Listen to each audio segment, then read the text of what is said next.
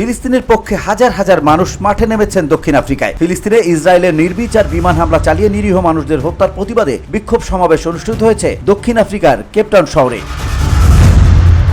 শনিবার দক্ষিণ আফ্রিকার ফিলিস্তিন সংগঠনের উদ্যোগে কেপটাউন শহরে সংসদের সামনে বিভিন্ন সামাজিক, রাজনৈতিক ও মানবতাবাদী অর্ধশত সংগঠনের ডাকে নারী, পুরুষ, শিশু সহ প্রায় ৫,০০০ মানুষ বিশাল সমাবেশে অংশগ্রহণ করেন। শহরটির আশপাশে থাকা কয়েকশো প্রবাসী বাংলাদেশি বিক্ষোভ সমাবেশে যোগ দিয়েছিলেন।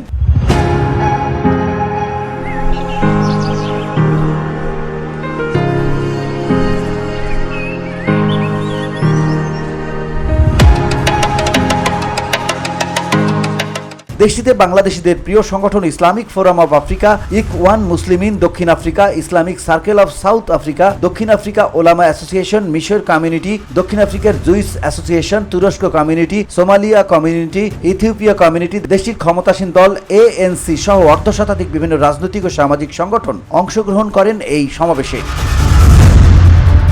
সমাবেশে অনেকেই ফিলিস্তিনে পতাকা উড়িয়ে IDF এর মৃত্যু এবং ফিলিস্তিনকে মুক্ত করুন বলে স্লোগান দিচ্ছিল। শিশু হত্যা বন্ধ করুন এবং শিশুদের অনাহারে রাখা বন্ধ করুন।